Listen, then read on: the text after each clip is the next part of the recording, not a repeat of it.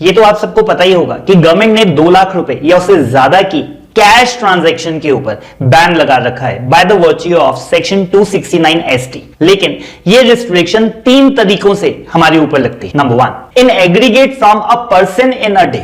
यहां पे वो कहता है कि ट्रांजैक्शन अलग अलग भी हो, लेकिन अगर पर्सन सेम है तो हम 2 लाख से ज्यादा का कैश रिसीव नहीं कर सकते। फॉर एग्जाम्पल, रॉकी भाई ने लेटर से 2 गाड़ियां बुक करवाई, एक उनके पर्सनल पर्पस के लिए और एक बिजनेस के लिए। क्योंकि ये अलग अलग ट्रांजैक्शंस हैं लेकिन पर्सन सेम है, तो अगर उन्होंने दोनों कार्स के लिए 1-1 लाख रुपए का कैश दिया तो यहां पे जो कार डीलर है वो ये बुकिंग लेने से मना कर देगा।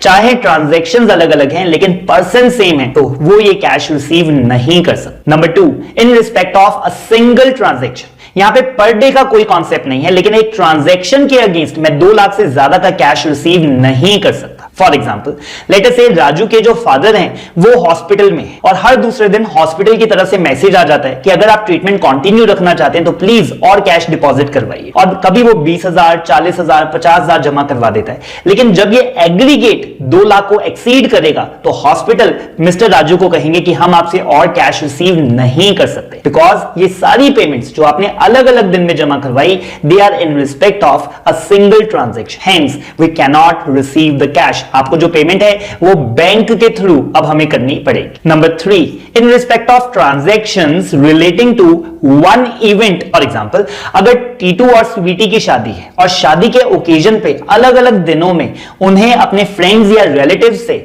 2 लाख रुपए से ज्यादा का शगन कैश में रिसीव हो जाता है, in that case restriction will be applicable और वो ये कैश रिसीव नहीं कर सकते। तो उनको फिर क्या करना चाहिए? उनको अपने शादी के अंदर स्टेज के ऊपर एक बारकोड स्कैनर लगा देना चाहिए कि प्लीज हाथ जोड़ के आपसे रिक्वेस्ट है कि आप एक कैश मत दीजिए, स्कैनर लगाए, उस पर स्कैनर कीजिए, यूपीआई, पेटीएम जो करना है कीजिए, लेकिन हम कैश रिसीव नहीं कर सकते। एंड फाइनली मैं आपको बताना चाहूंगा कि देयर आर सम ट्रांजैक्शंस जिसके ऊपर ये 2 लाख रुपए की कैश की लिमिट अप्लाई नहीं होती है। Number 1 is obviously the government. Government ने कहा कि ये रिस्ट्रिक्शन हमारे लिए नहीं है, हम चाहें तो 2 लाख से ज्यादा का भी कैश रिसीव कर सकते। Number 2 is any banking company, post office और द कोऑपरेटिव बैंक। तो अगर आप अपने बैंक में 5 लाख रुपए भी सिंगल डे में जमा करवाना चाहते हैं तो आप वो जमा करवा सकते हैं, बैंक उस कैश को रिसीव कर लेगा और ये रिस्ट्रिक्शन वहां पर नहीं लगेगी।